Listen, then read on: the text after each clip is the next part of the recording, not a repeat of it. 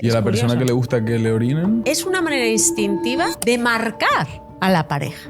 Literalmente, o sea, la orina no es mala para la salud. Ahora nos vamos a la coprofilia, ¿ok? Que es distinto, que es defecar sobre esa persona. Un hombre poderoso no tiende a ser muy dominante. El componente sádico, el componente de aquella persona que le gusta causar dolor, para mí es como un rasgo que te podría hacer pensar, junto con otras cosas, que esa persona podría ser un psicópata. Lo que a él le producía placer es verme sufrir, no ejercer el control sobre el dolor, que es distinto. ¿Dónde se correlacionan la psicopatía y el narcisismo? Aquí el problema es cuando tienes una pareja, sobre todo narcisista, porque al final acabas dejando tu objetivo de vida para volverte un iluminador de su vida.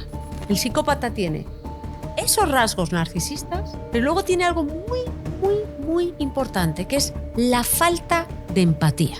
Y recuerda que las mujeres en el área de la sexualidad somos como los violonchelos, los hombres son como los pianos. Tú tocas un piano, está más o menos afinado y haces estrellita, ¿dónde estás? Pues es fácil. Pero la mujer es como un instrumento, como un cello. Primero, hay que afinarla todos los días. Nuestras zonas de placer van a variar dependiendo en qué momento del ciclo estemos, o si no tenemos ciclo, cómo nos sentimos también.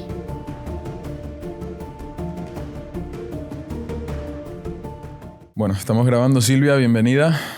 Gracias por invitarme. Oye, tienes una energía que se nota en cuanto llegas a la habitación. O sea, se nota que, bueno, se entiende por qué eres tan buena en lo que haces. Tienes una energía muy bonita, muy limpia, aportas como tranquilidad.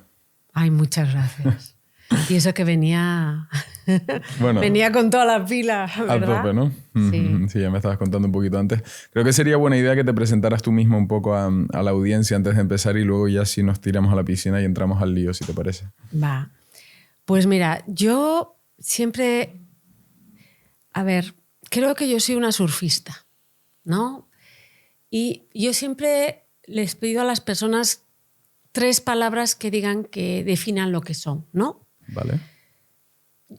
¿Suelto yo una y tú otra? Venga. La primera mía es pasión. Vale. Autoconstrucción. La segunda mía es curiosidad. Impulsividad. Y la tercera mía es justicia. Libertad. La cuarta mía hubiera sido libertad. Qué bueno. ¿Y la cuarta tuya cuál hubiera sido? La cuarta mía, ¿cuál hubiera sido? Impulsividad la dije ya, ¿no? Fuerza. También lo comunicas muy bien esas 4. Y entonces, pues alrededor de eso he construido mi vida. Soy psicóloga y soy psicóloga porque soy una persona tremendamente curiosa y porque me apasiona el mundo de las emociones, me apasiona.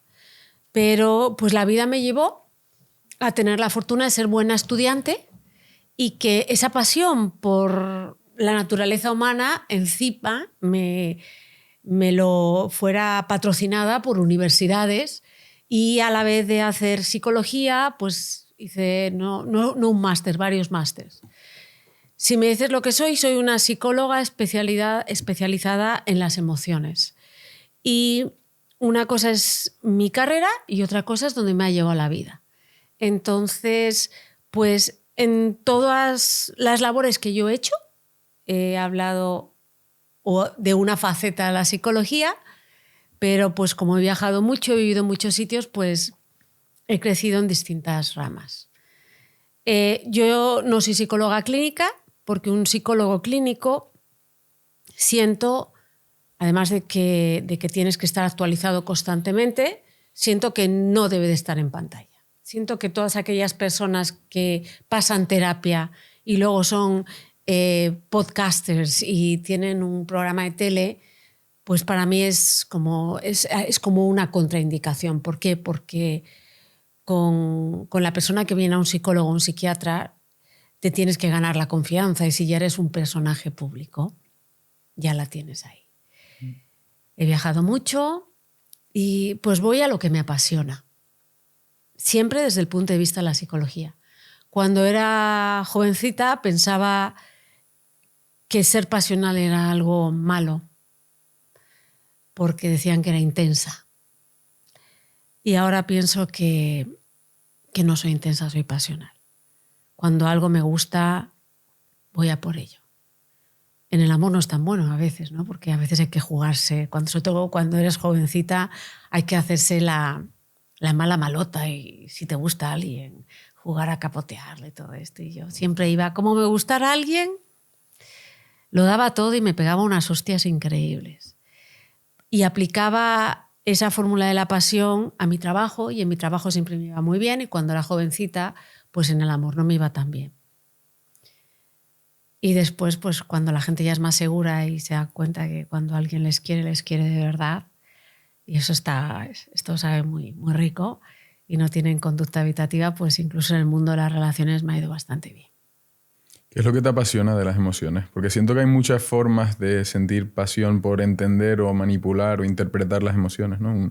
Una persona con un enfoque muy marketingiano adora manipular las emociones, utilizarlas a su favor, un vendedor, pero también por tu parte que es el ayudar a los demás, es un enfoque científico de satisfacer tu curiosidad por seguir profundizando y entendiendo las emociones, es una cuestión de utilizarlas a tu favor, esa información, ¿qué es lo que te despierta esa pasión? ¡Ay, qué bueno! Eso me encanta esa pregunta, porque por una parte soy una nerd. Cuando hago una investigación tiene que ser una investigación en profundidad. Pero por otra parte, ¿sabes lo que me pasa?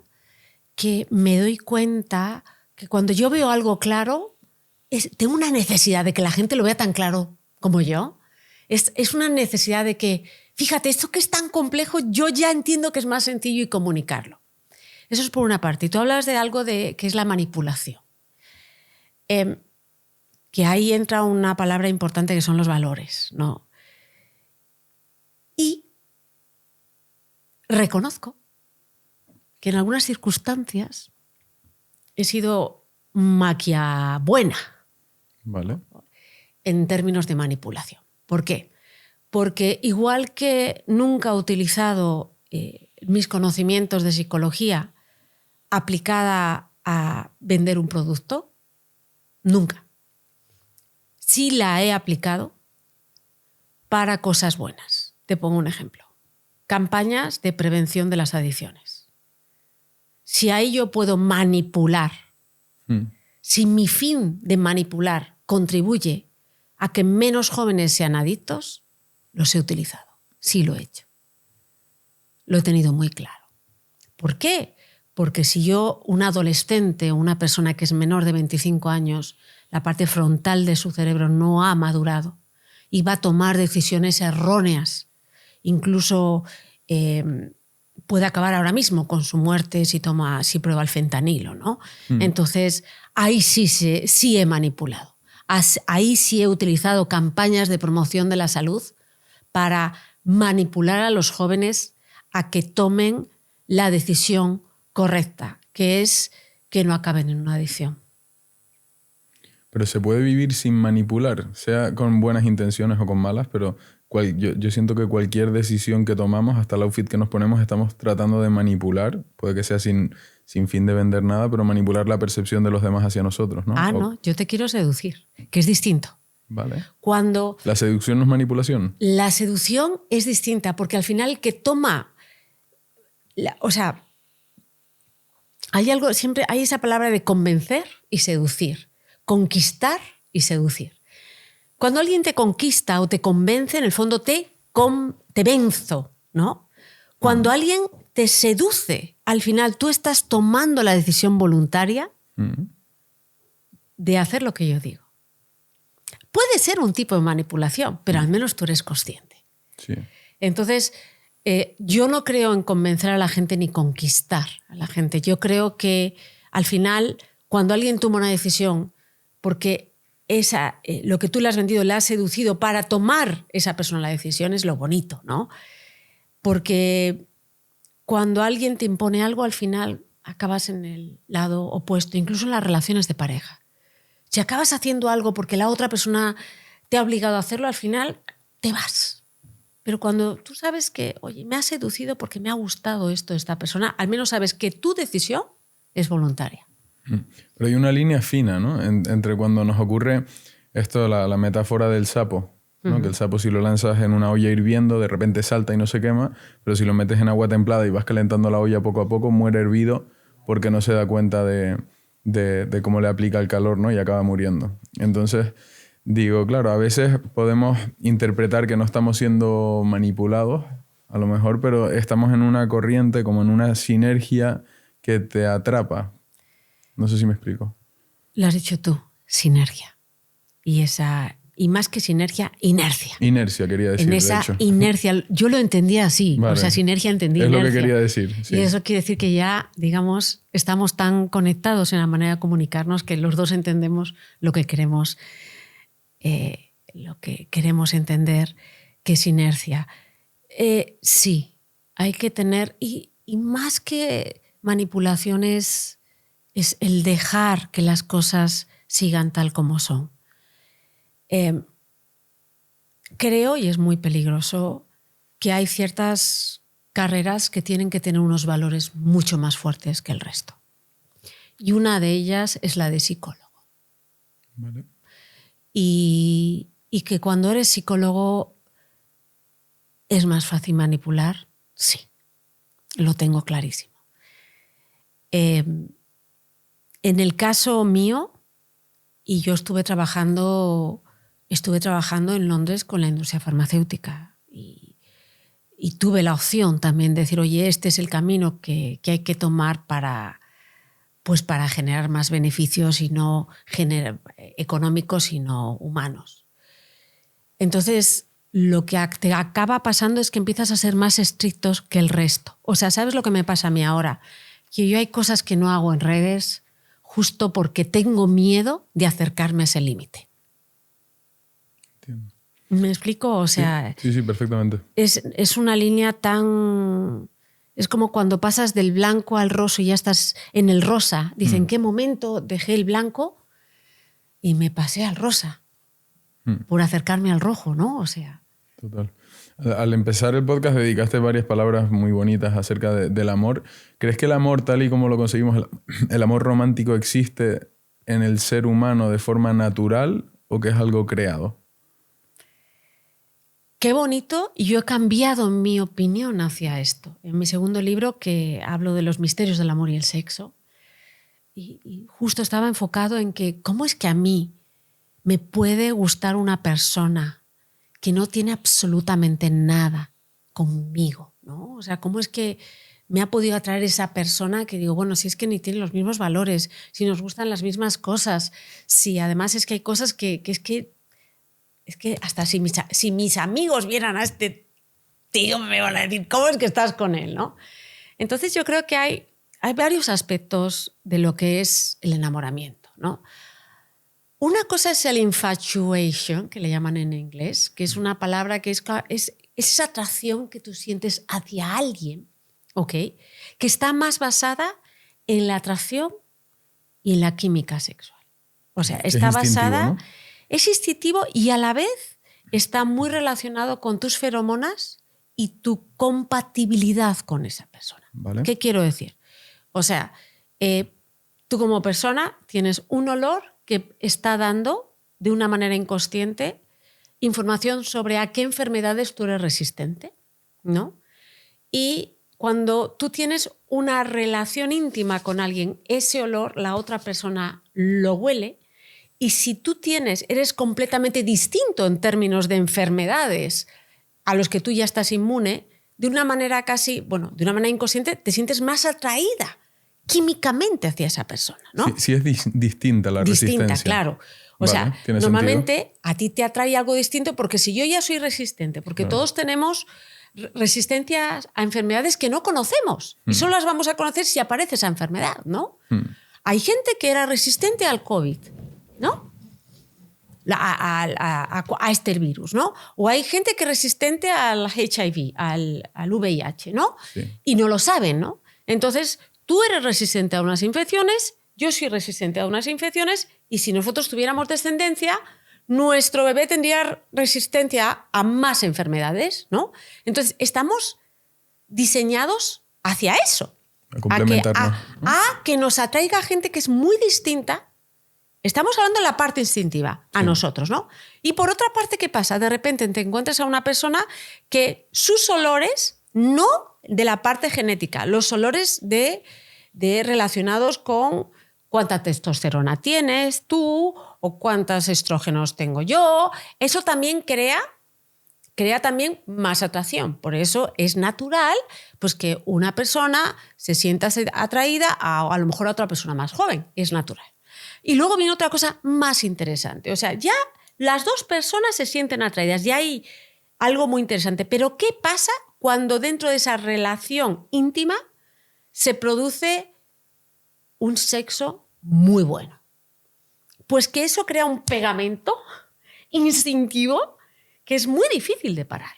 ¿Por qué? Porque si tú como mujer tienes una relación sexual y tienes mucho placer, ¿qué pasa? Esa contracción que tú generas en toda la zona pélvica genera una oxitocina, y la oxitocina es una sustancia que genera apego. Esa oxitocina, esas contracciones vaginales que nosotras tenemos cuando tenemos buen sexo, son también esas contracciones a otro nivel cuando vamos a tener nuestro parto. Nos ayudan, ¿ok?, a que el bebé salga por el canal de parto y a la vez que liberamos esa oxitocina que nos cree un apego extremo a nuestro bebé, ¿no? Entonces, ¿qué pasa? Una cosa es la parte instintiva, física. ¿Estás conmigo? Y luego hay otra cosa que es la parte social. De repente, esta persona me atrae, ¿por qué? Porque tenemos afinidades de carácter. Porque a ti te gusta, yo qué sé, a ti te gusta el deporte y a mí también. Y entonces lo que tú disfrutas, yo también lo disfruto. Y a la vez, nuestros objetivos son parecidos. Eres una persona que te gusta el mundo de los negocios y a mí también, ¿no? Y entonces, ¿qué pasa? Claro, si tienes afinidad de personalidad, afinidad de valores y luego toda la parte instintiva, la probabilidad de que esa relación funcione a largo plazo es bastante alta. Pero ¿qué pasa cuando te encuentras con una persona que lo único que hay es lo físico? Que cuando ya ha pasado ese periodo de un año o medio año, un año y medio que dura digamos, esa situación de casi adicción física y necesidad de apego y todo, ¿qué pasa? Que en muchos casos la relación acaba. Entonces, esta es la razón por la que mucha gente empieza con alguien y al año y medio ya la relación dejó de funcionar, porque eso es una programación natural. O sea, estás programado para encontrarte a alguien y que en el fondo esa persona se quede pues contigo durante el periodo en que te embarazas. Pero ¿qué pasa? Que también es verdad que los seres humanos hemos desarrollado, y te digo no solo los seres humanos, bastantes mamíferos también, un proceso en el que las relaciones entre macho y hembra duran más, ¿no? En el caso de la mujer y el hombre duran todavía más porque el producto nace completamente inmaduro. Ok. ¿Me sigues? Estoy siendo muy chorera. No, perfectamente. Te aburro, tú me dices. Ya, yo creo que ya empiezo a intensear, ¿verdad? Perfectamente. Bueno, cuando nosotros genial.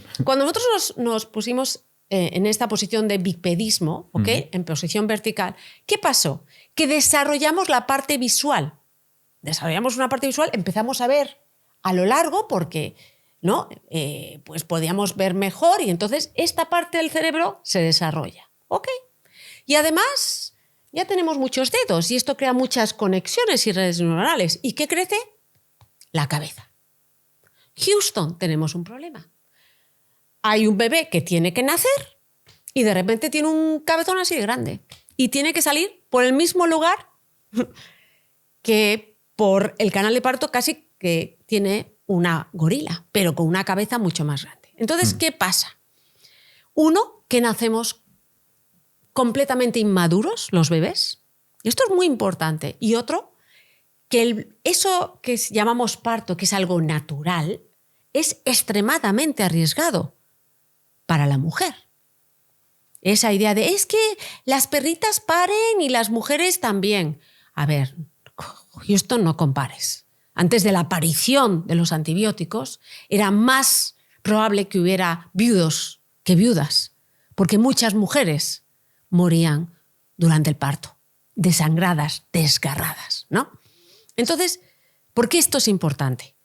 Porque de alguna manera entre los humanos hay vínculos en pareja mucho más largos que favorecen que al estar la pareja junta, quien sobreviva sea el hijo o la hija.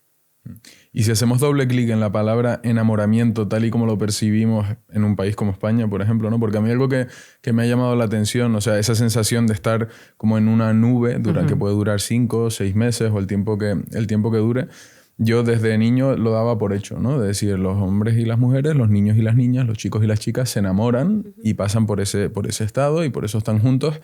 Pero de repente, a medida que fui viajando, que fui conociendo otras culturas, me acuerdo una vez de escuchar, era un documental y le preguntaban a un africano y le decían, o sea, algo como callejeros viajeros, algo así, ¿no? Y le decían, no, pero tú tienes muchas chicas enamoradas de ti por aquí. Y él dijo, el amor es para los hombres blancos. Yo tengo muchas pretendientas porque soy conductor de safari y gano mucho dinero.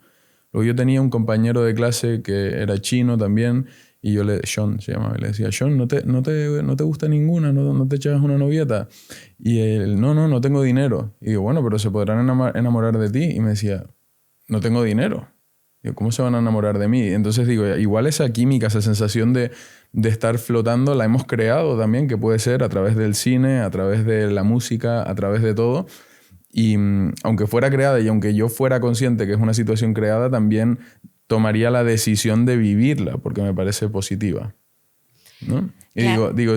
no sé si lo que es el enamoramiento, tal y como lo vemos, esa magia, esa droga, ese químico que segrega el cerebro, si es algo que hemos creado en Occidente, casi podría decir, de forma intencional, o es algo que se da y es parte de nuestra naturaleza como seres humanos. Fíjate que antes la gente se casaba para tener un matrimonio, pero se enamoraba de otras personas.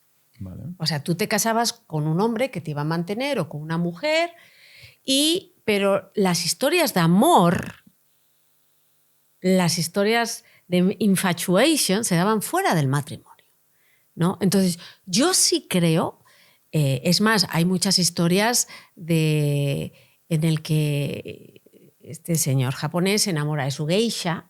Y ese tipo de amor corresponde también al amor de ese pasional, ese infatuation, ese amor un tanto idiotizante que dicen que incluso se activan las mismas zonas del cerebro como si estuviéramos en un rush de cocaína. O sea, esa parte química yo sí creo que existe. Pero lo que sí es verdad es que muchas veces no nos damos el permiso. ¿Ok?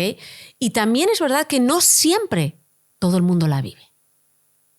Vale. Okay. O sea, que puede que en algunas culturas el componente social, de estatus, de reputación familiar, de qué pensarán, esté por encima incluso y bloquee la sensación del permitirte enamorar de una persona que a lo mejor socialmente no te corresponde o no va a estar bien vista por tu familia. Y más que permitirte es que en muchas situaciones no se da, lo único que se da en algunas culturas es el encuentro sexual.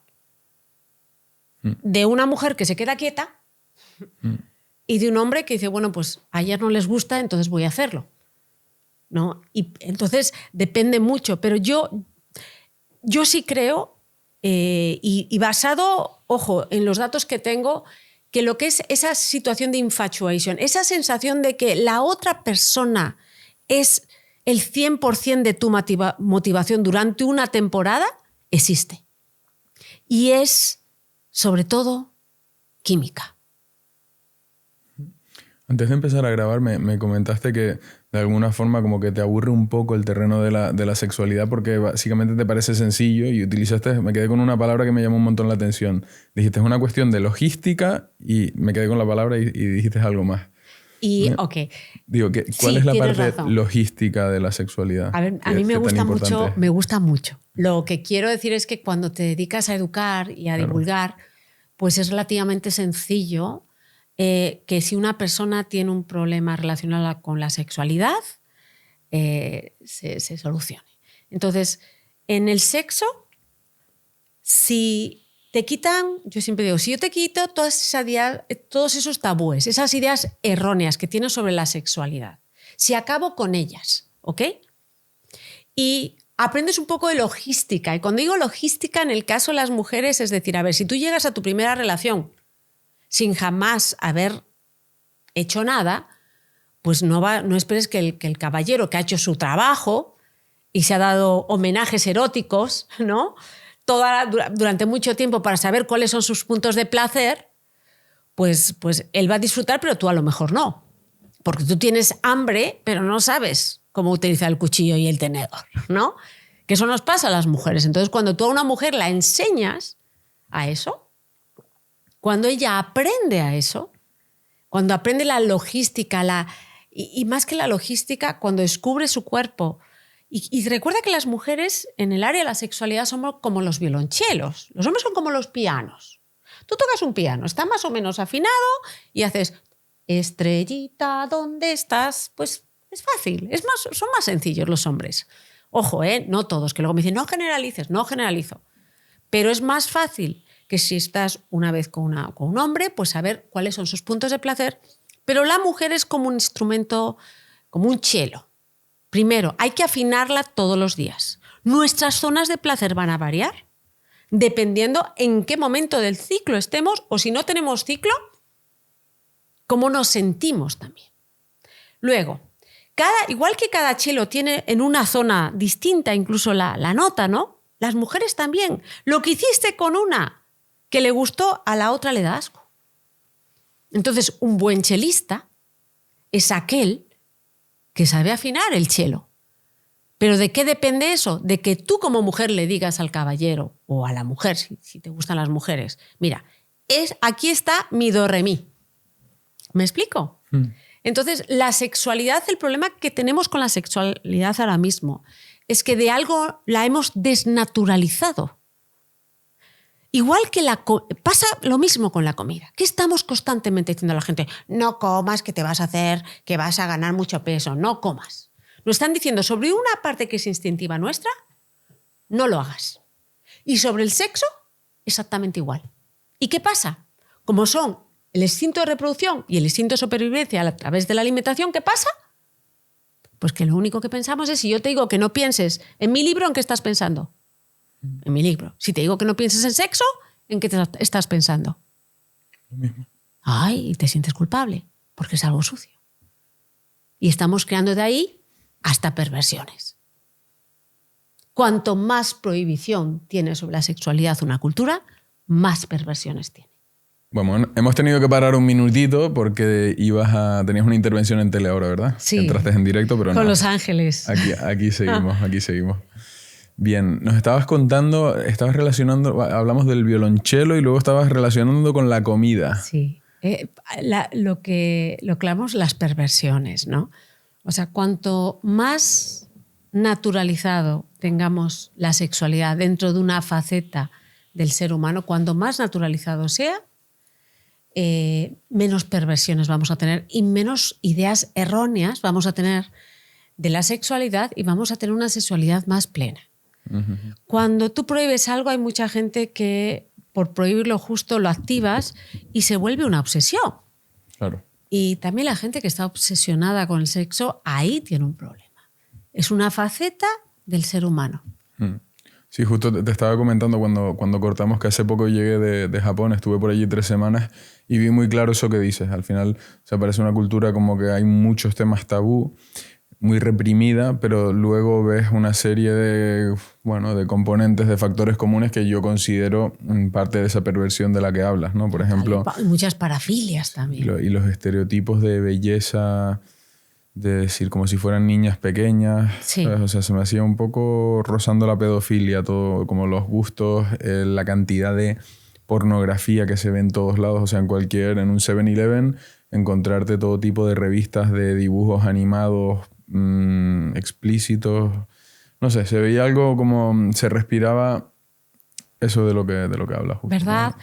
Y como una olla a presión que por algún lado tiene que estallar, ¿no? Total. Y lo peor es que tenemos la dark web, ¿verdad? Es la dark web. Siempre me confundo entre deep web o dark web. Es lo mismo. en el que al final eso se vuelve el lugar donde todas esas perversiones se materializan, ¿no? Entonces, a mí me da mucha pena que la sexualidad, que es algo tan bello y tan parte de un ser humano, una faceta tan importante, la hagamos culposa. A mí algo que me llama la atención también es como la falta de acceso a algo te lleva a esa perversión un poco, ¿no? O sea, creo que a nivel social existe la percepción de que un hombre peligroso es, digamos, pues un hombre fuerte, esbelto, muy masculino. Como si hace artes marciales, pues más sumamos a esa cesta. Pero aquí tuvimos a Lidia Camacho, creo que se llamaba, si no me equivoco, que ella se dedicaba a investigar las redes de tráfico de humanos. Lidia Cacho.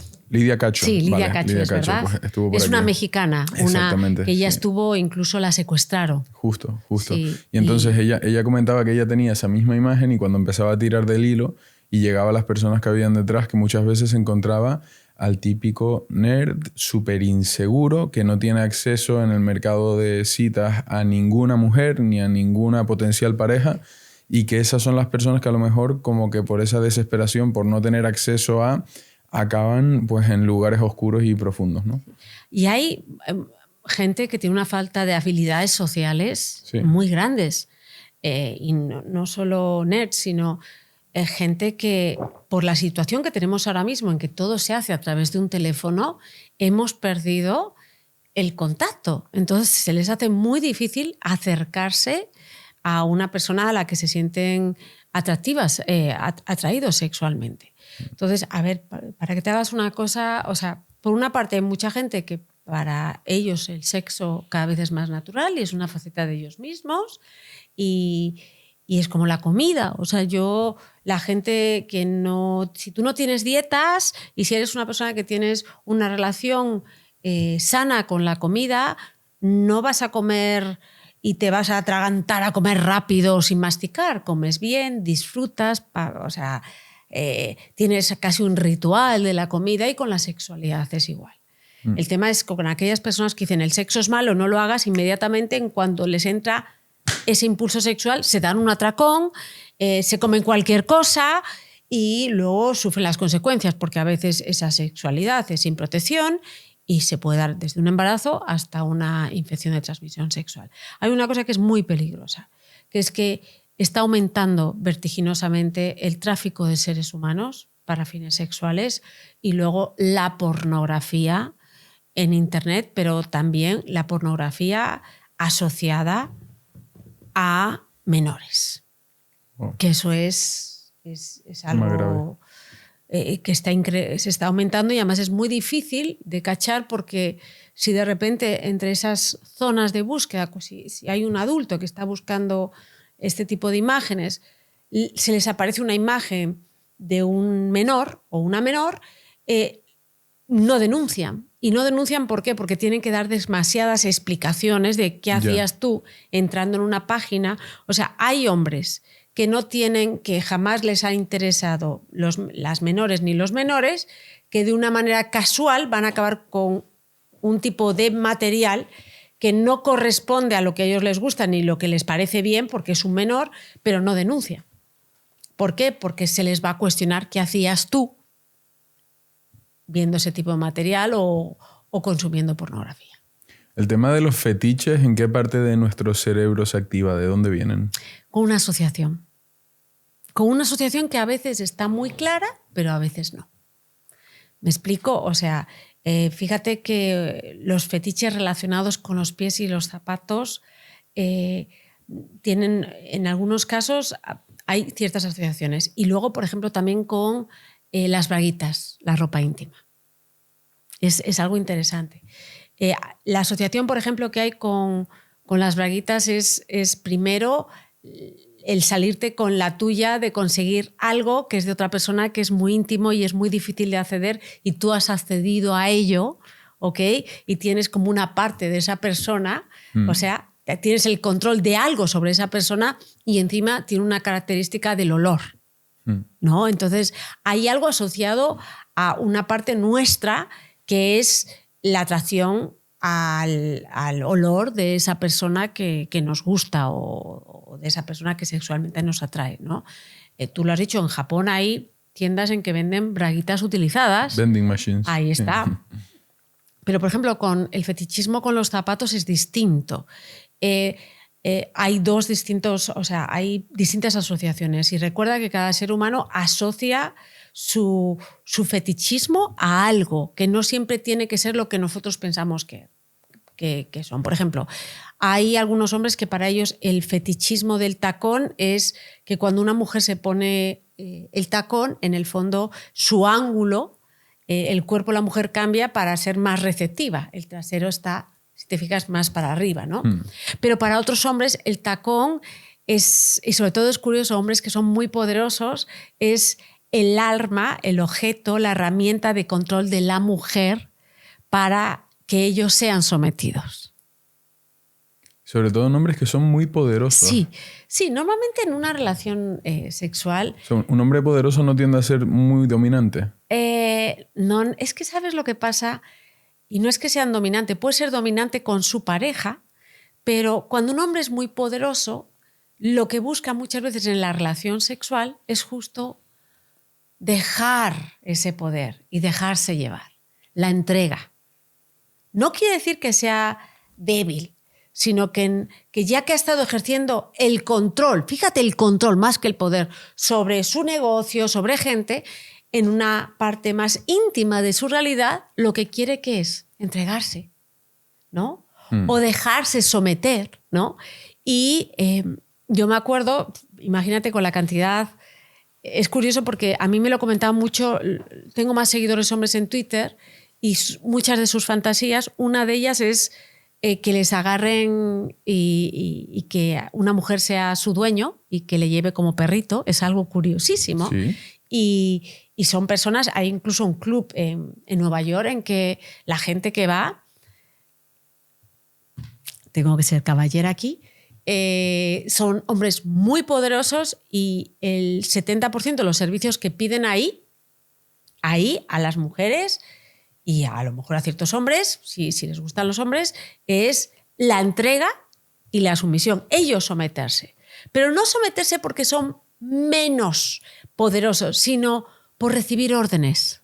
Por decirle, en este espacio de intimidad en el que la sexualidad es un juego, yo quiero ahora que tú me digas lo que hay que hacer.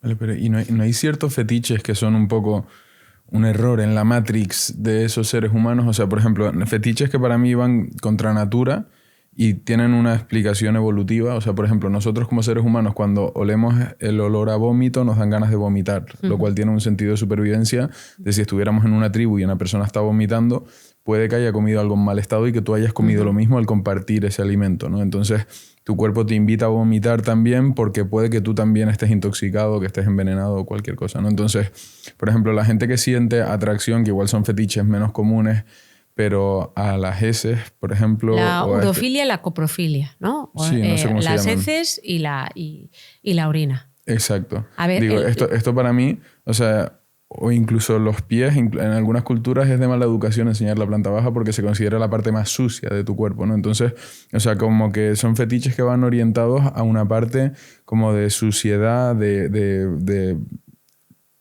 elementos donde que pueden acarrear problemas de salud infecciosos. Depende, fíjate, la urofilia no. O sea, el acto de tú orinar sobre tu pareja, primero es marcarla. ¿Ok? Y luego recuerda que en los pueblos, para limpiar las heridas, ¿qué se hacía? Se orinaban a veces. O sea, ¿Y a la persona que le gusta que le orinen? Es una persona... Y estamos hablando... Esto yo creo que es importante. O sea, es cuando el ambiente es consentido por ambos. Incluso hay normalmente uno que lo disfruta, uno que le disfruta recibirlo y otro darlo, ¿ok? Es completamente... lícito, está bien hacerlo. Estamos hablando de la urofilia, ¿no? Entonces, el componente, digamos, instintivo es altísimo. ¿Qué hacen los perros? Marcan su territorio, ¿no? Vale. Los animales marcan con su orina su territorio. Entonces, es una manera instintiva de marcar a la pareja. Vale. ¿no? Y no es, y literalmente, o sea, la orina no es mala para la salud. Ahora nos vamos a la coprofilia, ¿ok? Que es distinto, que es defecar sobre esa persona. Ahí sí esa conducta es arriesgada. ¿Por qué? Porque en las heces tenemos muchas bacterias, hay desde el estafilococo, o sea, hay millones de bacterias que son peligrosas Todo malo, y es seguro. contraproducente. Ahí ese acto normalmente es ejecutar el poder, ¿ok? No el control. Es aquí mando yo, aquí te someto yo. Y ahí, a mí, cuando a alguien le gusta hacer eso, hay una cierta necesidad excesiva de poder y de humillación. Y aquí viene la clave. Y esto, yo en este tipo de conductas detesto el decir, si hace, te pongo un ejemplo, si la persona practica la coprofilia es un psicópata. O eso no me gusta decir eso, pero sí es verdad que cuando a alguien le gusta esa práctica de la coprofilia, hay una necesidad de poder o de someter o de humillar. ¿Y parte de la inseguridad? Probablemente, ahí sí. Pero normalmente, lo que te digo, o sea, en este club de gente importante, y te hablo importante que gente que mueve países y gente, pues normalmente ese tipo de gente no va a eso, va a dejarse, a entregarse, a dejarse controlar, a dejarse dominar. Hay algo, y sobre todo los hombres. Recuerda que las mujeres jugamos doble, ¿no? O sea, nos podemos entregar y podemos dar y recibir, pero hay una faceta del hombre que es la entrega, que la gran mayoría de los hombres les cuesta hacerlo. Y lo hacen más con mujeres que no son sus parejas. Se atreven a decirlo, bueno, lo voy a hacer delante de una mujer que no es mi pareja para que no piense que soy poco hombre o poco macho. Y entonces el hecho de que un hombre se entregue a una relación o que quiera, por ejemplo, que lo aten o, por ejemplo, igual, la persona en el sadomasoquismo, a mí sí me gusta, o sea, sí me fijo mucho en el papel del sádico, porque sí el sádico puede tener, ¿El sádico, digamos, quién sería el que produce el dolor? El que produce. Y normalmente cuando un hombre va a un servicio de esos, va a una mujer que se dedica a eso, ¿ok? Y está medido y está cuidado, pero entonces la mujer normalmente no es una sádica, no disfruta causando dolor, ¿no? No disfruta, o sea, lo hace porque normalmente se lo pide. Y la persona masoquista es la que disfruta con ese dolor, ¿no? ¿Qué pasa? Es un dolor medido, ¿ok? Pero yo sí te voy a decir que, y hay una serie de palabras de seguridad y todo esto, y es entendible porque hay una persona que le puede gustar el sentir dolor medido. ¿Por qué? Porque igual que a ti te gusta comerte un chile y te duele, pero luego te alivia, que te peguen ligeramente, ¿okay? Que haya una tensión en que tengas los ojos cerrados y que de repente no sepas cuándo va a llegar el látigo y llegue y sea un dolor tenue, ¿okay? Y controlado, pues se puede entender porque hay gente que eso le produzca placer, ¿no? Porque igual que nos gusta el chile, hay gente que le gusta, porque si cuando tomas algo muy picante, ¿qué tienes en la boca? Dolor. Pero inmediatamente cuando ese dolor se pasa, ¿qué tienes? Una sensación de bienestar, porque te generas más endorfinas.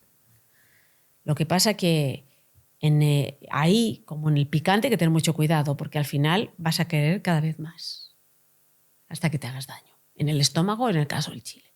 Y en el caso de esa práctica, en dolor. Pero ¿qué pasa? El componente sádico, el componente de aquella persona que le gusta causar dolor, para mí es como un rasgo que te podría hacer pensar, junto con otras cosas, que esa persona podría ser un psicópata. O sea, gente que han sido asesinos en serie. El sadismo es un rasgo que aparece, ¿ok? Que no quiere decir que es una persona que le guste practicar el sadomasoquismo con su pareja, lo sea, pero sí es verdad que igual que aquellas personas que maltratan a los animales, ahí hay un rasgo que te dice, cuidado. ¿Ok? Cuidado, es una persona en el que disfruta causando dolor a los animales. Hay ciertas conductas en que sobre todo las trabajadoras sexuales te lo dicen, es que, claro, empezó a pegarme y no había un límite. O sea, lo que a él le producía placer es verme sufrir. No ejercer el control sobre el dolor, que es distinto. ¿Dónde se correlacionan la psicopatía y el narcisismo? A ver, primero, una cosa es que hablemos del trastorno narcisista de la personalidad. Eso es un diagnóstico, ¿ok? ¿Y en qué consiste este? El trastorno narcisista de la personalidad es un tipo de personalidad en el que es difícil de cambiar. Hay gente que logra cambiar, ¿no? En el que básicamente una persona así es una persona que por una inseguridad muy inconsciente, algo que tiene ahí que está basado a lo mejor en su infancia, en millones de cosas, no se puede generalizar, esa persona se cree con derecho a ser el centro de todo. Son personas que cuidan mucho su apariencia, son personas que quieren llamar constantemente la atención y son personas que van a tomar tu luz como persona y la van a poner hacia ellos. Entonces, ¿qué pasa? El narcisista, la persona con ese tipo de trastorno no tiene un problema. Quien tiene el problema son todas las personas que vienen alrededor de esa persona. ¿Por qué? Porque acaban poniendo su objetivo de vida, acaban poniendo su proyecto de vida, su luz, y la acaban enfocando hacia ellos, ¿no? Entonces, ¿qué pasa? Claro, son personas, le dan mucha importancia a su estatus, se cree con derecho a más que el resto, no por habérselo trabajado, sino porque ellos tienen derecho. Son personas que guardan mucho, le dan muchísima importancia a lo que se llama la fachada suya, ¿no? Lo que ellos proyectan. Se da más en unas profesiones que en otras. Cuidan mucho no solo lo que son ellos, sino toda la gente que está alrededor de su escaparate. ¿En qué tipo de profesiones se da más? En los actores se da bastante más. Se da también bastante en los empresarios, ¿no? Pero luego esa persona narcisista es una persona en general egoísta, porque en el fondo no se pone en el lugar del otro. O sea, si tú tienes una pareja narcisista y tú estás enamorada de esa pareja narcisista, si tú te dedicas tiempo a ti, te va a decir, no me amas lo suficiente, si me amaras lo suficiente, estarías pendiente de mí, ¿no? Entonces, ¿qué pasa? Aquí el problema es cuando tienes una pareja, sobre todo narcisista, porque al final acabas dejando tu objetivo de vida para volverte un iluminador de su vida. Y entonces sí es verdad que detrás de grandes personalidades que probablemente tengan trastorno narcisista de la personalidad, hay grandes parejas que son cadáveres de ellos mismos. Porque dejaron de ser, ¿para qué? Para iluminar al otro. Y a los 25 años de matrimonio, o a los 10, o a los 5, se dan cuenta que han dejado todo y de una manera muy gradual. ¿Para qué? Para enfocar a esa persona. Y una pregunta. Que eso no es psicópata. Vale. El psicópata tiene esos rasgos narcisistas, pero luego tiene algo muy, muy, muy importante, que es la falta de empatía. ¿Ok? Y quiere decir que es incapaz de sentir remordimiento o sentirse mal por hacer algo malo. Y entonces, ¿qué pasa? Son personas que además observan muy bien. Y al observarte muy bien, aunque no sienten como tú, son tan seductores que te enganchan muy bien. El psicópata integrado, porque los psicópatas de antes, pues ya casi no hay. ¿Por qué? Porque con la prueba del ADN se les localiza. Antes teníamos estos serial killers y era bastante difícil de localizarlos porque era difícil, ¿no? Tenías que centrarte más en los perfiles psicológicos y todo esto, pero es que ahora, en cuanto dejen una mínima prueba de ADN, ya es fácil cacharlos. Pero ¿qué pasa? El psicópata integrado, que es aquella persona que está dentro de nosotros y que causa muchos cadáveres emocionales, ese tipo de persona son personas que primero tienen una fachada extraordinaria. No es el típico persona que parece malo, jajaja, no, es un tío súper seductor, que te cae muy bien, que empatizas muy bien con el que te entiende porque él lo que hace o ella espejean, ¿no? Y entonces, para ti, para ellos, tú eres un vehículo para algo más. Y van a hacer lo que tengan que hacer para conseguir ese beneficio de ti y luego descartarte. ¿Esa falta de empatía se tiene o se construye? Depende. En el sociópata puede desaparecer a raíz de un acontecimiento muy traumatizante en su vida. O sea, te pongo un ejemplo. Hay esta gente que se vuelven, yo qué sé, se vuelven los líderes de un GAN o algo de esto. Pues probablemente esas personas, cuando nacieron, si hubieran nacido en otro entorno, no se hubieran vuelto sociópatas. Pero ¿qué pasa? Tuvieron tantos eventos traumáticos en su niñez que lo que hacen es se desconectan de sus emociones y les falta empatía. Y no vuelven a sentir nada. ¿Ok? Curiosamente, esos sociópatas a veces pueden tener una ligera empatía por ciertas personas. En algunos casos. No en todos, ¿eh? Fíjate lo que te digo. En el caso del psicópata normalmente nace ya sin empatía. Ya desde niño puedes observar conductas crueles. O sea, sí, voy a decir, no, si yo también le corté una pata a una hormiga, eso me hace psicópata. No, cariño. Pero sí, por ejemplo, hay conductas en las que hay maltrato muy fuerte a un animal y lo observa, disfruta ver el resultado de una conducta que para la gran mayoría de nosotras no lo podríamos ver nosotros porque lo sufriríamos, ellos no. Vale, pero ¿y siempre se manifiesta en maldad? O sea, podríamos decir que si no fuera por la empatía, el ser humano en observar y ejercer la maldad obtiene placer y disfrute. A ver, vamos a ver, es que me encanta tus siempre, porque siempre no hay nada. Entonces, ese paquete lo que te hace es que haya gente muy, muy poderosa que sean psicópatas integrados. O sea, no matan, pero acaban con todas las personas alrededor de ellos porque les acaban utilizando y son unos estafadores sociales. Te dicen que son algo que no son, ¿no? Y llegan a puestos políticos muy altos. ¿Por qué? Porque no tienen prejuicios ni tienen ni se sienten mal haciendo nada malo. Lo que tú has dicho es, hay gente que les falta empatía y no son psicópatas. Por ejemplo, hay ciertas carreras, porque una cosa es que tengas menos empatía y otras que no tengan nada de empatía. Hay ciertas carreras que necesitan que esa persona tenga menos empatía. Es necesario, porque tienen que tomar decisiones más frías. ¿Me explico? Te pongo un ejemplo.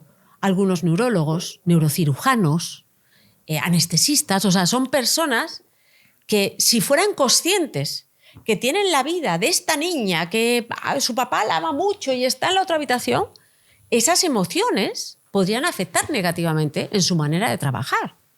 Entonces, hay personas que tienen una empatía menor, pero eso no les hace peores personas. ¿Ok? Una cosa es un diagnóstico o de una personalidad y otra cosa es un rasgo. Por ejemplo, tú y yo tenemos un rasgo narcisista. Un rasgo. ¿Por qué? Porque para mí el rasgo es lo que hace un cuadro de una persona. Entonces, el rasgo narcisista es como el amarillo. Pues sí, en cierto momento nos gusta ser el centro de atención. ¿Sí o no? Sí. Cuando estás hablando tú, yo qué sé, de un negocio, o de emprender, o estás enseñando a alguien algo, te gusta ser la persona que el foco esté en ellos durante un tiempo. Es normal, nos gusta el reconocimiento, ¿no? Y entonces, ¿qué pasa con eso? Eso es como si en un cuadro tuviéramos un poquito de amarillo. No pasa nada, está bien. Hay cierta gente que tiene un rasgo, yo qué sé, de de falta de no tener empatía en ciertas situaciones. Eso no es malo. Eso es otro color de lo que es tu cuadro de personalidad. El problema es cuando un cuadro es completamente amarillo. O sea, cuando tiene un trastorno narcisista de la personalidad, ¿no? Pero rasgos es muy distinto que un diagnóstico. ¿Ok? Y lo que nos está pasando es que hemos hecho tan popular el término narcisista que estamos diciendo, hablando de personas con un rasgo narcisista, y estamos asumiendo que tiene un trastorno narcisista de la personalidad. Y eso no está bien. Es como cuando la gente dice, es que estoy deprimido. No, cariño, no malutilices la palabra depresión. ¿Ok? O sea, la depresión mayor, ¿ok?, es una enfermedad, es un trastorno, es algo grave. Estar triste no es estar deprimido. Estar triste es conectarte con tus emociones de vez en cuando. ¿Se puede responder la pregunta ¿quién eres? O sea, ¿realmente somos algo de base o es todo pura, es modificable y es todo... Cuando me preguntaste que me definiera con 4 palabras, la primera que dije es autoconstrucción. Yo nunca he ido al psicólogo, pero una vez acompañé a una persona y habló un poco conmigo y al final me dijo, vale, pero entonces ¿quién eres? Y yo le dije, es que para mí no es una cuestión de ser, es una cuestión de estar. O sea, mi respuesta a esa pregunta es yo soy quien yo quiera ser. Yo me autoconstruyo constantemente. Sí. Pero somos algo de base, en realidad. Yo sí creo que somos algo de base. Y sobre todo, tú pregunta a una madre. Dice, tengo 4 hijos y ahí son distintos, ¿no? O sea, como habiendo hecho cosas parecidas, no exactamente igual. Entonces yo sí creo que nacemos con una parte que es nuestra, con unos colores únicos, ¿ok?, con unos sabores únicos. Yo siempre identifico a las personas con platillos o con guisos, ¿no? Pero hay gente que nace ya con unas características. Eso no te quita que en determinado contexto tú a una persona le enseñes una faceta de tu vida y a otra persona le enseñes otra. ¿Por qué? Porque todos somos multifacéticos. O sea, yo soy una persona muy distinta cuando me invitan a Los Ángeles a entrenar a emprendedores que cuando hablo con una chica adolescente que habla de enamoramiento, ¿no? Pero lo que tú me estás diciendo es, ¿hay características innatas? Yo creo, estoy convencida que sí. Pero también, te pongo un ejemplo, los rasgos autistas. O sea, hay un espectro dentro del autismo. Y hay gente que lo único que le pueden faltar son ciertas habilidades sociales o no leer las señales sociales. Y hay gente que puede a lo mejor tener un rasgo en que no sabe leer los gestos y pueden pensar que les falta empatía y no es así, ¿no? Entonces, lo que yo sí creo es que cada persona es un platillo distinto. Cada persona. Vale. Y cuando hablamos de paella, hay gente que hace la paella con chorizo y hay gente que la hace con pollo y hay gente que la hace con conejo, ¿no? Y todos le llamamos paella, pero pueden saber muy distinto, ¿no? Y lo que hay que entender en psicología es que cada persona es su propio guiso. ¿Por qué una paella puede salir mal? A veces es porque el arroz es malo. A veces es porque le has metido veneno de rata. A veces es porque le pusiste demasiado fuego al guiso, teniendo todos los ingredientes. ¿Por qué una persona puede acabar con un trastorno? A veces porque ha nacido ya con la vulnerabilidad y a veces porque una situación altamente ansiógena o la droga o la marihuana le ha detonado un trastorno psicótico que si esa persona no hubiera probado las drogas, jamás lo hubiera detonado.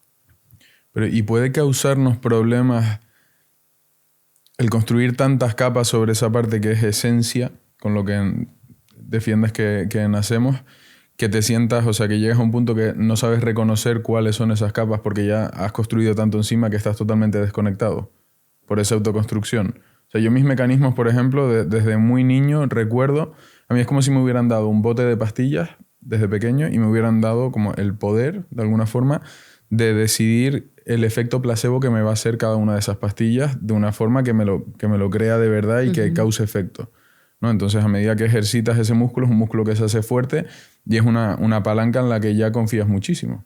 Es decir, oye, esta pastilla, me tomo esta pastilla y a partir de ahora dejo de ser totalmente introvertido para ser una persona, no el alma de la fiesta ni extrovertido, pero hasta el nivel que quiero estar yo, y me la tomo, me lo creo y paso a ser esa persona y me autoconstruyo así. O sea, yo desde niño recuerdo muy bien ver las características que me gustaban de mi padre y las que no me gustaban, y las de mi madre, las que sí y las que no. Y yo he construido mi personalidad diciendo, vale, mi padre es muy introvertido, no me gustaría ser tan introvertido como mi padre. Mi madre tiene mucha inteligencia emocional comparado con mi padre, y esto me gusta, y también como que he ido construyendo, entonces yo me siento muy separado de lo que sería yo como esencia. Por eso yo no sé responder a la pregunta de quién eres. Digo, yo soy quien yo quiera ser. Digo, pero eso trae problemas. O sea, entiendo que mucha gente funciona así, realmente.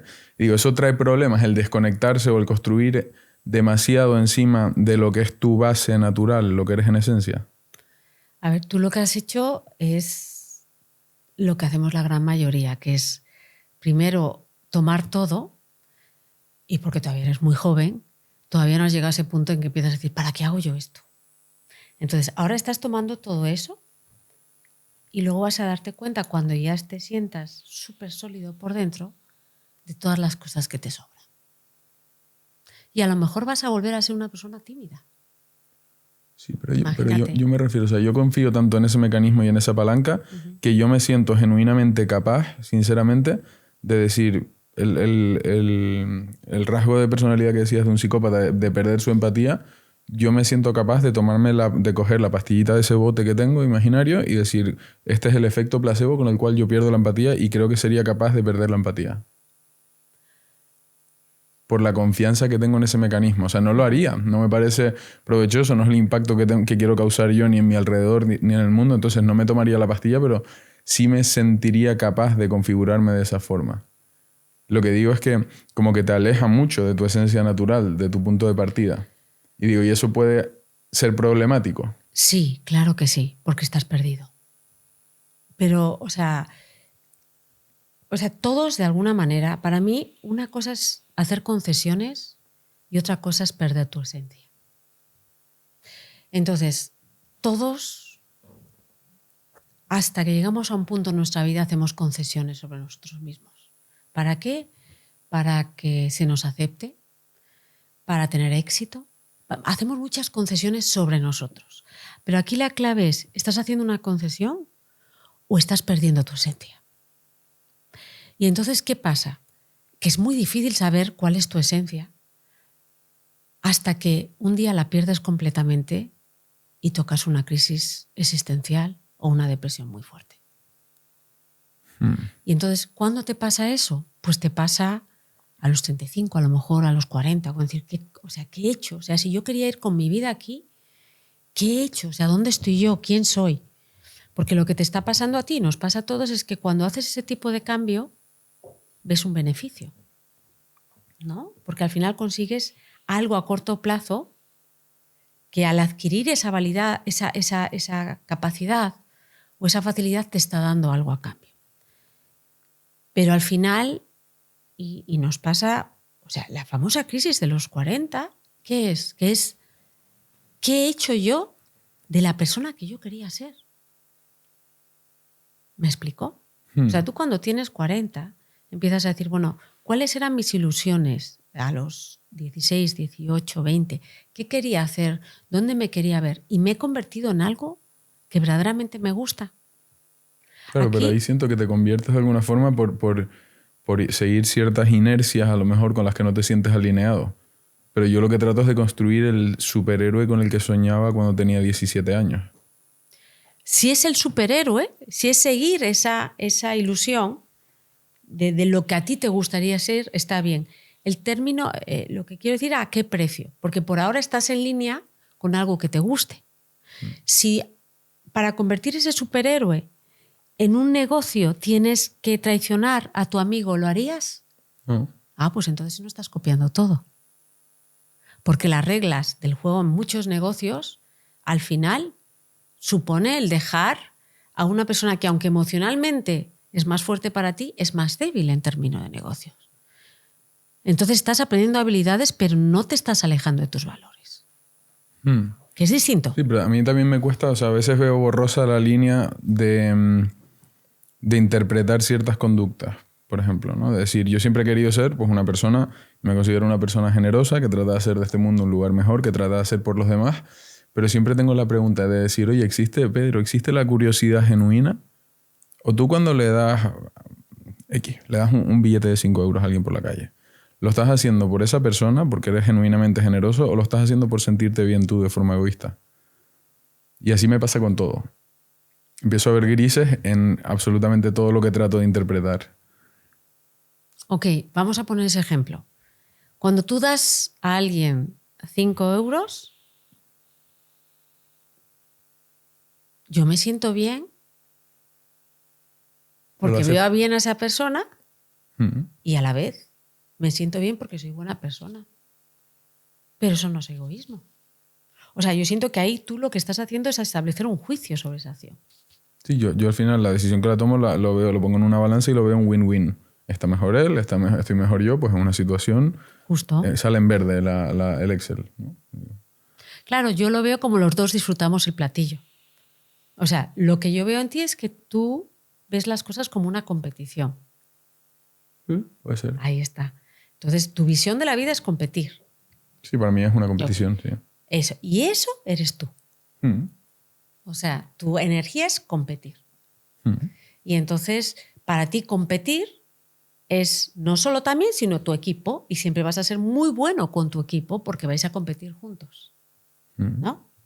A mí me gustaría saber si alguna vez para competir con tu equipo vas a tener que aplicar alguna trampa para ganar al otro. No, porque por encima de la capa en la que compito con mi equipo, estoy compitiendo yo solo primero. Y hacer trampas es engañarte a ti mismo en una competición. Entonces ahí sí sabes cuál es tu esencia. ¿Me explico? O sea, tú tienes ahí un armazón, una materia prima que otros no tienen. A lo mejor, o sea, eres hierro por dentro, imagínate. ¿Me explico? O sea, hay cosas en las que tú no vas a hacer concesiones. Entonces, lo que tú estás diciendo es, yo me encanta el juego y competir. Cosa que a mí no me gusta. O sea, yo no puedo competir. O sea, si yo entro contigo a jugar, es para que hacemos tú y yo juntos y que ese 1 más 1 sea 5. ¿Cómo hacemos sinergia? Entonces, siempre voy a meter a gente que me aporte, o sea, en mi trabajo, y por eso soy más lenta. No, yo soy muy lenta en todo, porque además es que luego se me va la olla, empiezo a crear y todo esto. Pero esa energía mía, siempre he sido muy coherente con ella, ¿no? Y tú has sido muy coherente con tu energía de competición, pero juego justo. Sí, porque primero compites contigo mismo. Entonces, lo que no estás haciendo, ¿ok? No estás traicionando tu esencia. ¿Me explico? Para mí es algo más. La esencia de las personas viene dado mucho por los valores, por lo que se harían, por lo que les indigna. Ya. Entonces, cuando a mí me dicen, Silvia, ¿cómo? Siendo psicóloga, luego hablas de, yo qué sé, del marketing. Pues es que para mí psicología es curiosidad. Yeah. Si yo me beneficiara directamente de hacer una campaña de marketing política y sin prejuicios, ahí yo ya estaría traicionándome. Y a la hora de esos no negociables de los que hablabas, esos pilares, ese armazón que puedes tener tú, a la hora de compaginarlo en un equipo muy pequeño como puede ser una pareja, por ejemplo, ¿hasta qué punto es sano modificar? No es que no es modificar. Es la capacidad de adaptarte a las necesidades de la otra pareja sin que te cause una molestia, por ejemplo. O sea, ¿eso existe? A ver, ¿O siempre se hace un esfuerzo? Hay que negociarlo. O sea, hay cosas que son vitales de ti y tú tienes que, y son tus prioridades como persona. Y si tú amas a alguien, tienes que saber cuáles son sus prioridades, ¿no? Y cuáles los no negociables. Porque esa es su esencia. Si yo sé que tu esencia es la libertad y yo soy una mujer terriblemente celosa, O sea, al final yo voy a impactar de una manera muy negativa, voy a ser algo que está completamente, contradice lo que tú eres, no va a funcionar. O sea, una cosa es hacer pequeñas concesiones y pequeños arreglos y otra cosa es, como digo yo, poner al cuadro de la Gioconda el sombrero mariachi para que se venda, yo qué sé, en una playa de San Diego, ¿no? Entonces, en la relación de pareja es igual. O sea, si tú amas a una persona, pero tienes que hacer unas concesiones sobre ti mismo o ti misma, al final lo vas a resentir y o la pareja se acaba o tú acabas como ser humano. Ya. Aquí, y perdona que vuelva a mi caso, pero es donde, Sí, es donde vuelve, mejor además, lo puedo explicar, ¿no? Y digo, o sea, a mí, por ejemplo, aquí se me cruzan varios cables de forma que me cuesta, no que se me cruce un cable arriba, ¿no? Pero que se cruzan varios caminos que no sé realmente de dónde parte, ¿no? Pero yo soy una persona que, por ejemplo, me puedo moldear mucho a la otra persona desde mi comodidad. O sea, yo puedo estar con una persona que tenga un apego ansioso brutal y estar perfectamente cómodo. Y también puedo estar con una persona con un apego evitativo y estar perfectamente cómodo también y genuinamente. No estoy tratando de hacer ningún esfuerzo. Pero después, cuando yo me pongo a pensar y a rebuscar en mis capas, también digo, igual parte de mi propia competitividad también está por ser la mejor pareja posible para esa persona. Es parte de mi competición. O sea, es un reto para mí. Entonces digo, ¿qué viene primero, ¿no? O sea, puede que parta de ahí esa adaptabilidad y ahí recurro a mi botecito de placebo y digo, tú estás fenomenal. Y el tema es que cuando recurro a las pastillas de placebo, consigo el efecto real. O sea, y logro estar genuinamente cómodo en una posición y en la posición contraria. pero fíjate lo que has hablado, de dos tipos de pareja que no son sanas. Ya. O sea, Sí, hablo, bueno, o tirando más hacia un lado y tirando más hacia el otro, ¿no? O sea, en el momento en que tú acabas con alguno de esos dos tipos de relaciones, va a impactar negativamente en ti. A veces porque van a hacer lo que tú quieras y tú necesitas que te reten. Así de fácil, ¿no? Hay algo, fíjate que para mí es una bandera roja, que es que tú digas, quiero ser la mejor pareja. Y lo sé. Ahí hay un problema. ¿De qué tipo? Pues porque uno, en el mundo de los negocios te va a ir muy bien.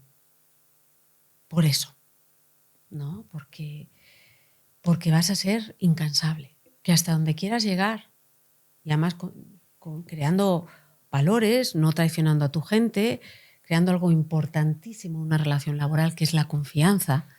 Porque cuando no tienes confianza es muy difícil avanzar y crecer de una manera exponencial. O sea, te va a ir muy bien.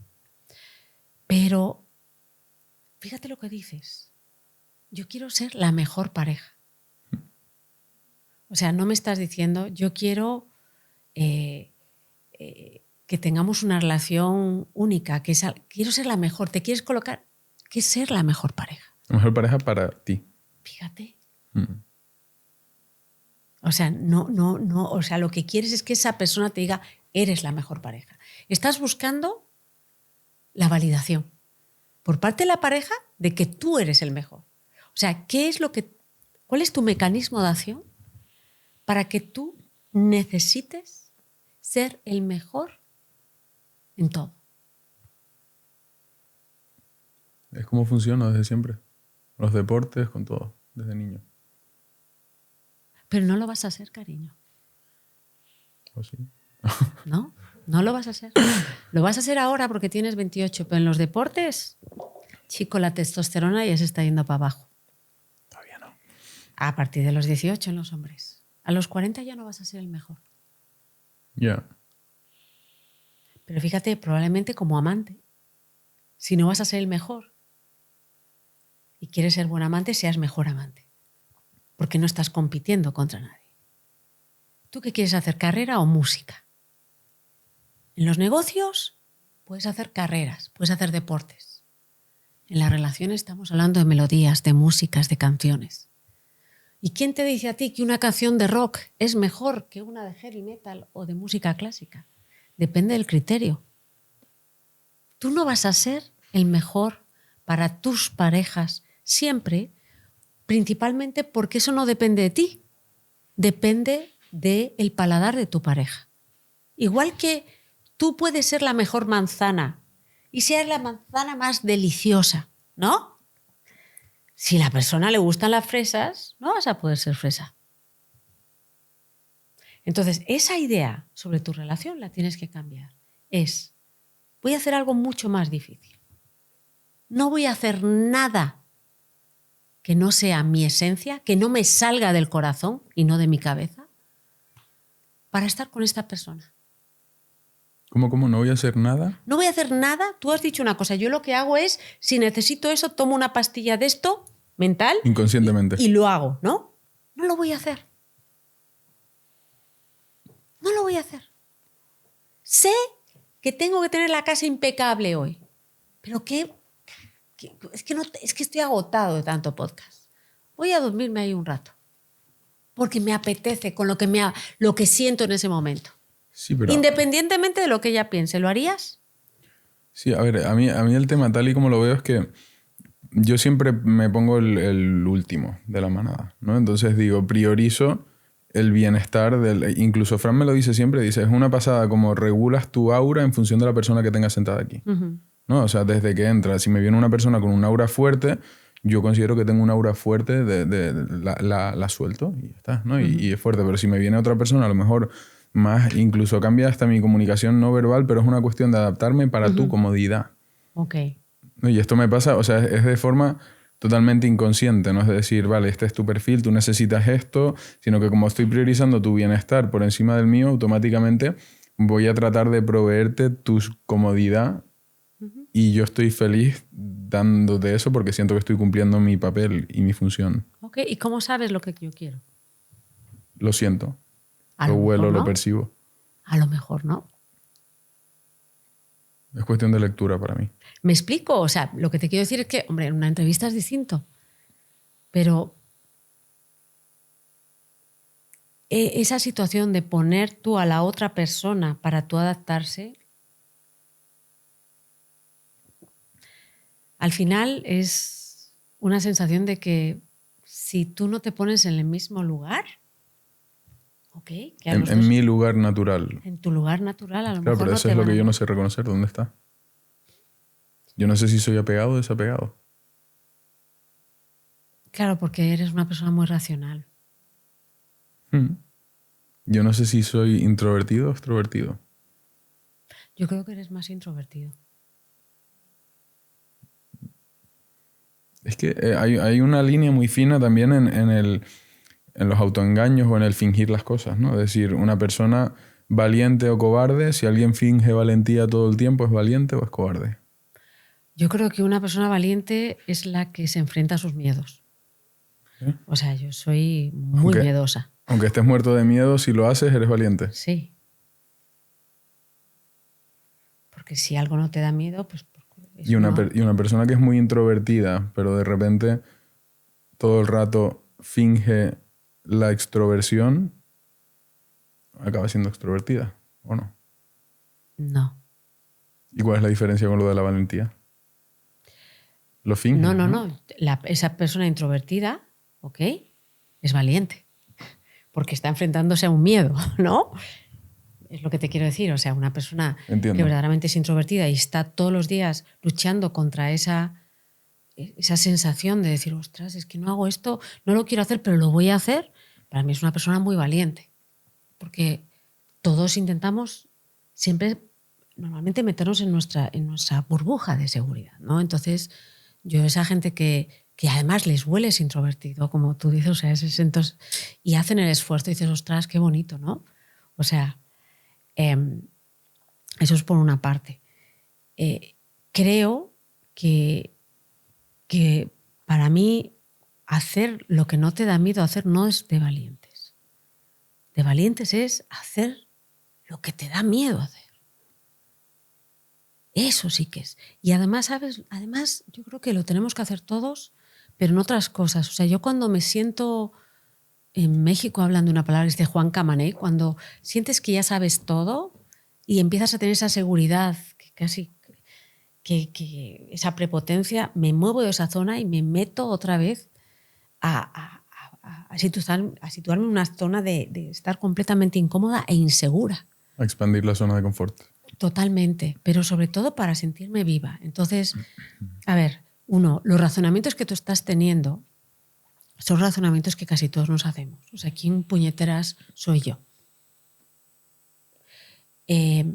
Y estos son distintas situaciones. Primero, para mí, uno es lo que sabe con certeza que no es. Vale. ¿Ok? Me parece buena herramienta. Uno es lo que sabe con certeza que le indigna. Pero lo que sabe con certeza que no es o lo que sabe con certeza que no puede ser. No, lo que sabe con certeza que no es. ¿Y si te sientes capaz de serlo? Aunque no lo seas. Y si te sientes capaz, ¿a qué te refieres? A que me siento capaz de coger la pastilla y serlo, aunque no lo sea. O sea, ¿podrías hacer algo? Autoconfigurar. O sea, ¿hasta el punto de no tener empatía? Creo que sí. Pues entonces no lo eres, cariño. O sea, si tú puedes no tener empatía... Creo que podría porque confío demasiado en mi bote de pastillas. Okay. Porque Sí. siempre que lo he usado desde que tengo 6 años, a lo mejor. O sea, es como un mecanismo de protección. Yo he puesto un ejemplo varias veces aquí en este podcast, ¿no? De llegar de niño con notables, con las notas, dárselas a mi padre verlas. Mi padre es una persona muy fría, poca información, ver las notas y ni una palabra, ¿no? Entonces yo ahí tenía 2 elecciones, es decir, mi padre no está orgulloso de mí, no valora mi trabajo, nunca va a estar orgulloso de mí, o la opción que tomaba por autoprotección, ¿no? Que decía, no se sorprende porque ya se lo espera, porque confía en mí. Pues claro, normal, soy su sangre. Y yo ahí estaba usando mi bote de pastillas ya desde niño. Sí, pero ¿sabes? Lo que está detrás, para mí, lo importante sería: mi padre no ha reaccionado. O sea, esa emoción la tienes. ¿Estás de acuerdo? O sea, a mí mi padre nunca me ha dicho que esté orgulloso de mí y no me gustaría que me lo dijera nunca. ¿Por qué? Es como una carrera. ¿Pero por qué? ¿No quieres que tu padre te diga que no está orgulloso? Es gasolina para mí que no me lo diga. ¿O qué? O sea, para ti, la fuente, fíjate... Es como tener un palo con una zanahoria colgando delante que siempre te mantiene corriendo hacia adelante. Bueno, pues te voy a contar una cosa. Algo parecido me pasaba a mí y yo me acuerdo pero yo era el espíritu de la contradicción. ¿No puedes hacer esto? Silvia, yo lo voy a hacer. O sea, el referente mental que yo tenía siempre, ya verás, o sea, voy a hacer lo contrario que me dijo mi padre para demostrarle que soy buena en algo, ¿no? Claro, cuando se muera tu padre, ¿qué pasa? Nada. Pues a mí me pasó que no me apetecía hacer nada. ¿Para qué lo hacía ahora?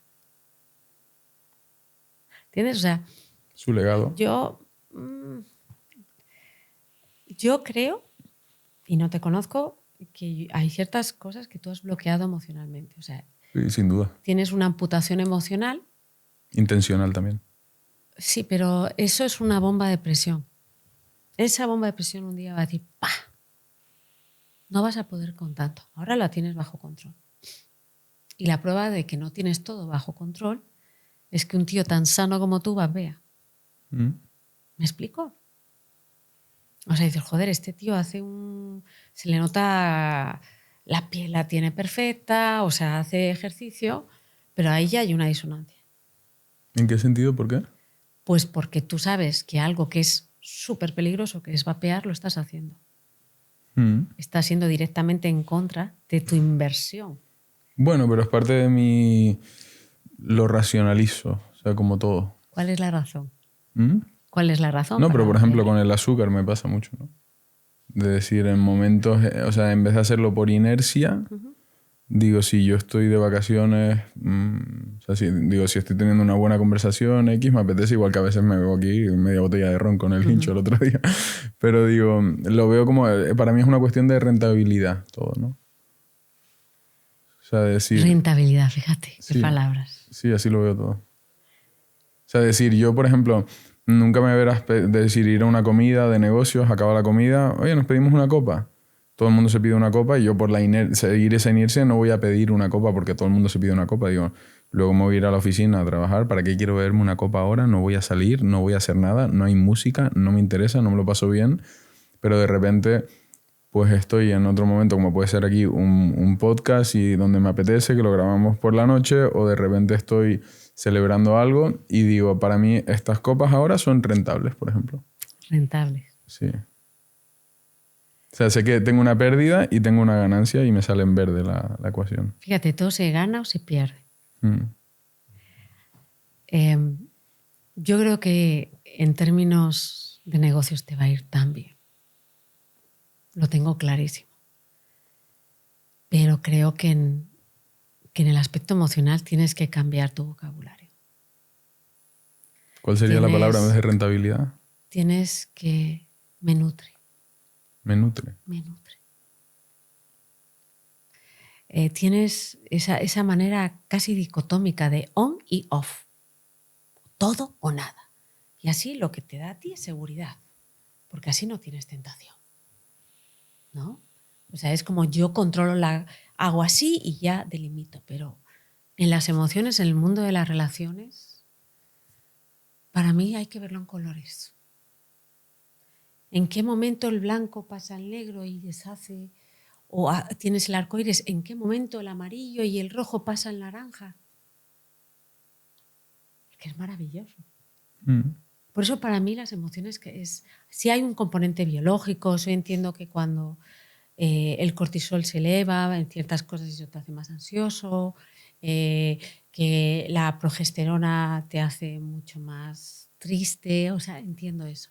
Pero en el mundo de las emociones, y como eres tan metódico, yo creo que sí, te ayudaría mucho porque te enriquecería.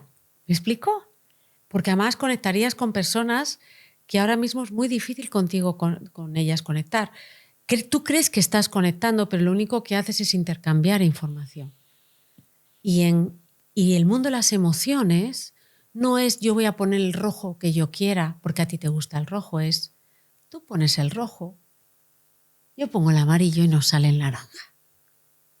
Y ahí es cosa de dos. En pareja hablamos, claro. Ahí está.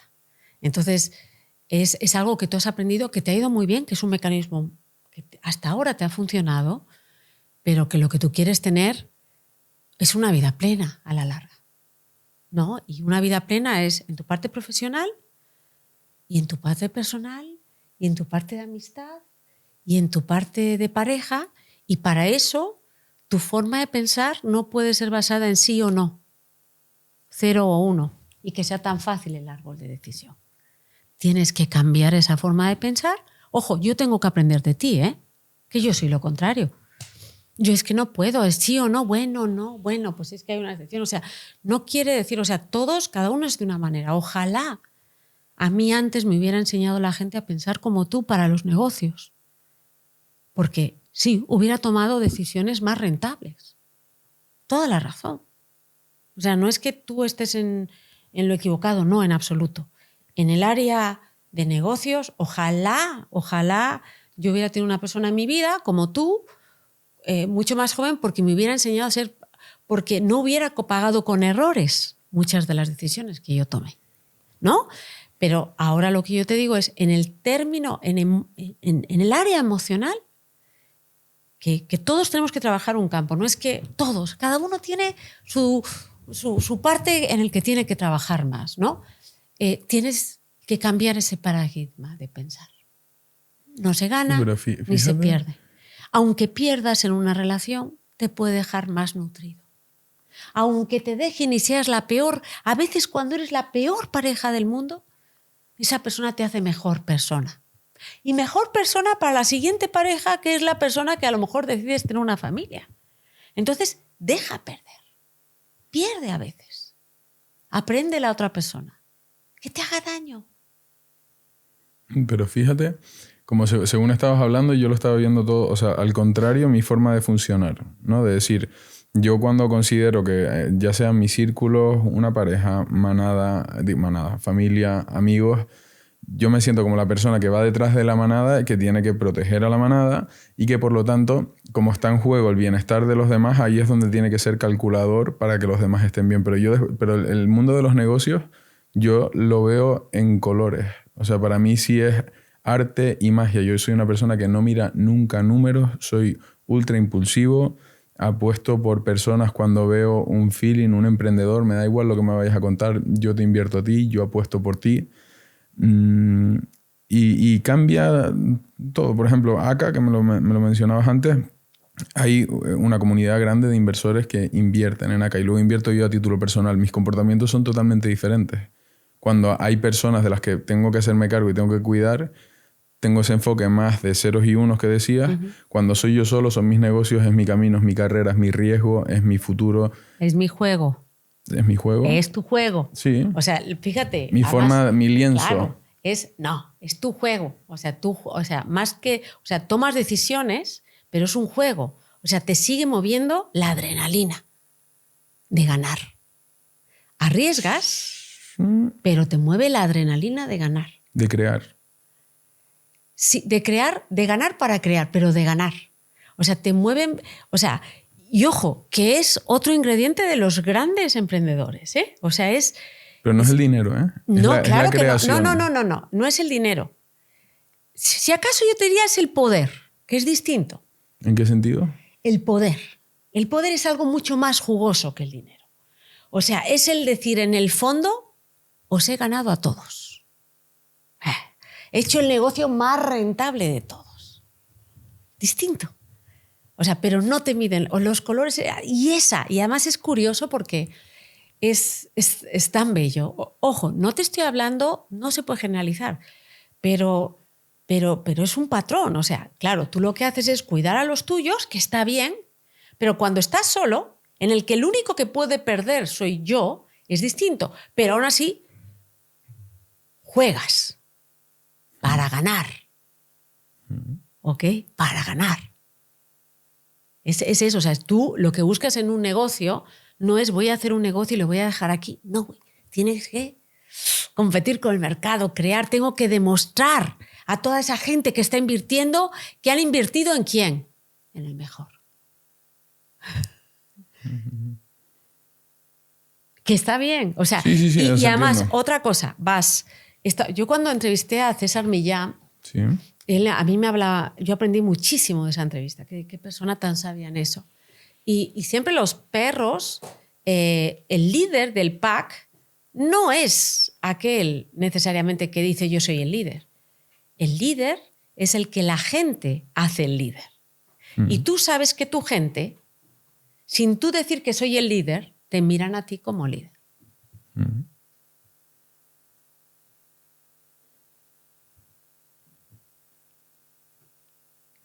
Entiendo, pero es la parte... Aunque vayas detrás, quien lleva el timón de eso, me explico, a ver. Entiendo perfectamente Y te lo que digo, dices. y aquí la belleza, o sea, ojalá yo en mi vida, la vida cuando yo era más joven, me hubiera rodeado de distintos tipos de personalidad, porque de ellos hubiera aprendido tantísimo.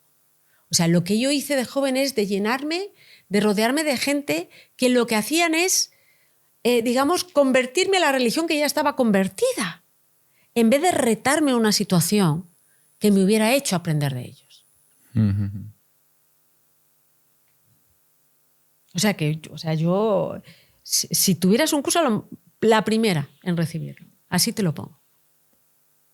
O sea, no hay ni una mejor forma ni peor, pero la factura emocional que tú puedes acabar pagando en una relación o en una familia, o por ser con un hijo de una manera. Y una pregunta, porque o sea, yo soy muy proactivo y tengo muy poco ego de decir, o sea, por ejemplo, el mensaje que tú me estás dando, yo ni mucho menos pongo un escudo delante y me trato de justificar, sino que yo trato de aplicarlo y soy muy práctico y por eso siento que me autoconstruyo y que soy una persona diferente cada año, ¿no? Pero es decir, a la hora de poner esto en práctica, claro, el enfoque que estoy utilizando yo sigue siendo un enfoque racional de ceros y unos. De decir, voy a aplicar esto que me está diciendo a lo mejor, que siento que tiene razón, y luego lo incorporo otra vez a mi ecosistema, pero lo vuelves a incorporar de una forma casi forzada, casi vuelvo a la autoconfiguración, a las pastillitas, al bote de pastillas. Sí, porque estás en estás en tu territorio de control. ¿Y cómo se acciona entonces? Ay, yo creo que a lo mejor te enamoras de alguien que te rompe todos los esquemas y te va a hacer no cambiar, pero al menos, porque yo creo que ya te digo, la gente está hecho de una materia, pero a lo mejor, quién sabe, el hierro cuando se funde se vuelve líquido y luego se vuelve hierro otra vez, ¿no? A lo mejor eres hierro, pero con cierto calor te puede cambiar la forma. Yo creo que la vida, el mundo de las emociones es tan complejo que puede llegar una persona en tu vida que te ponga en esa situación en el que te rompa esa coraza que tienes. Y necesito un componente externo, no es un ejercicio Hombre, que se pueda hacer de forma individual. Al final tiene, a ver, es difícil que o un componente externo o una crisis tuya interna, fuerte, en el que digas, ya no puedo más. Ya no puedo más. Y ojo, que y te estás hablando de que yo antes era una mujer alfa mala malota, ¿eh? Bueno, yo era perra y me habían enseñado a que tenía que ser, o sea, tenía que hablar más grave para que me respetaran más y todo esto.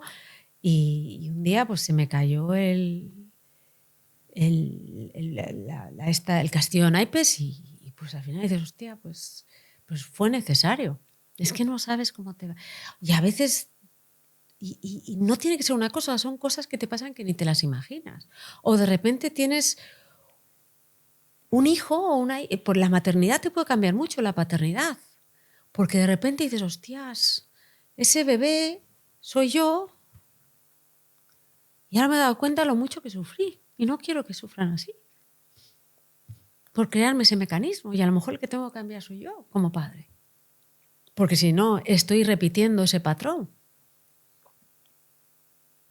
O sea, yo creo que todavía, además, con la edad, para mí, la gente menor de 30 todavía emocionalmente se están construyendo. Lo que pasa es que cuando uno tiene 25 a 30 se siente tan seguro y tan puedo con todo. Y es una situación de que todavía eres fuerte, ¿no? Y luego la vida te hace más vulnerable, pero más sensible, pero más fuerte.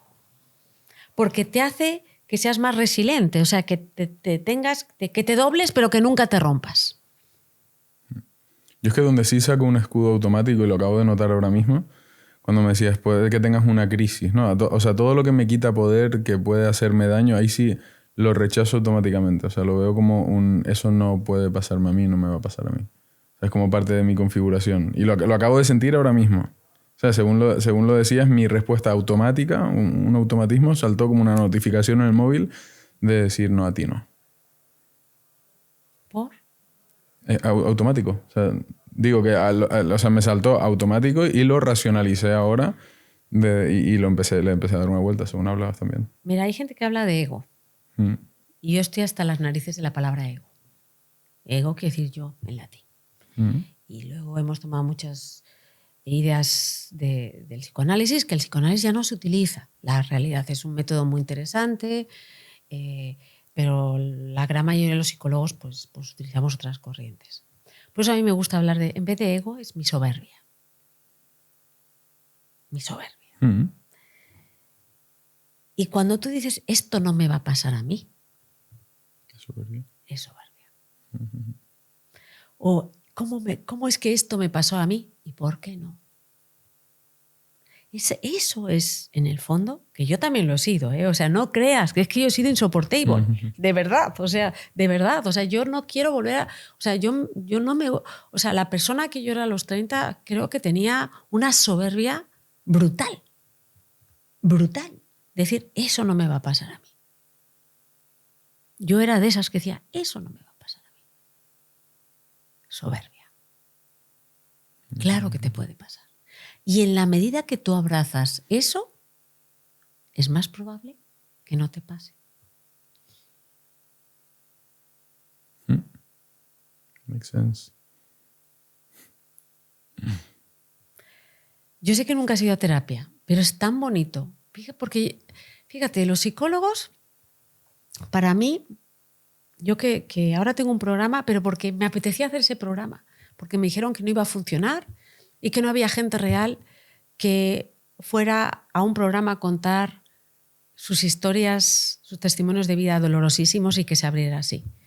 Y yo me acuerdo que en el canal siempre querían contratar actores y yo dije, yo no le entro.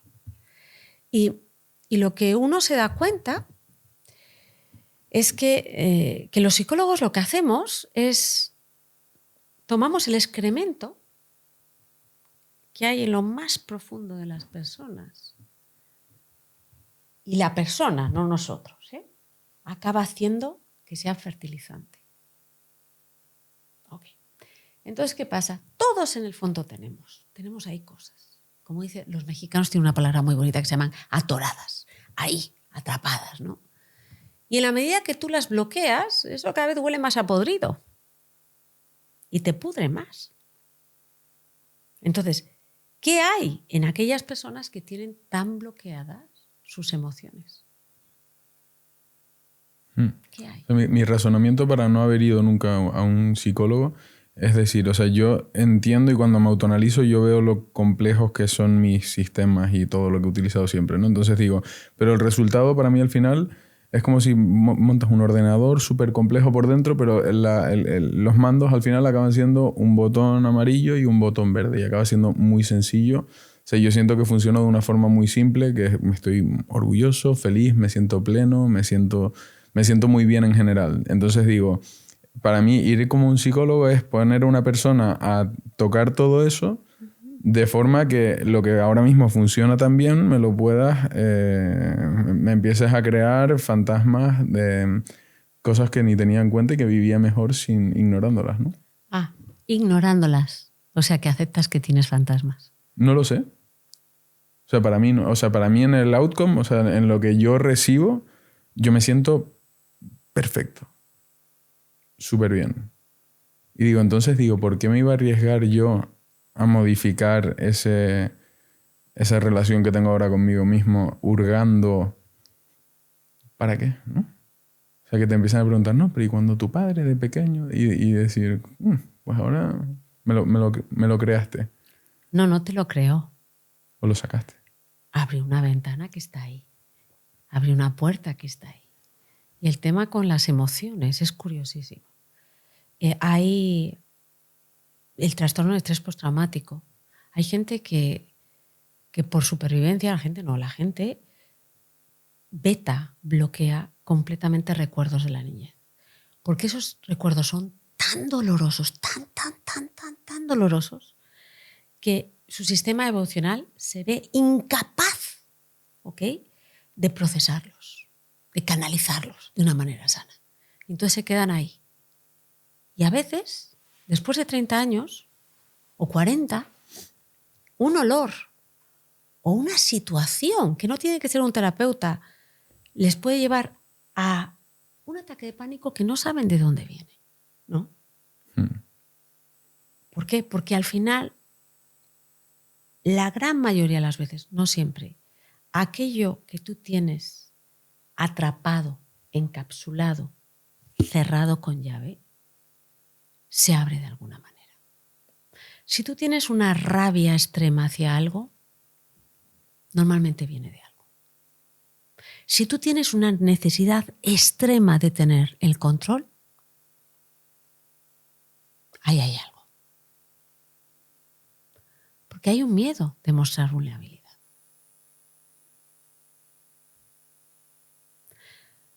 El ser humano quiere tener control porque eso le quita ansiedad. Pero la realidad es que no podemos controlar todo.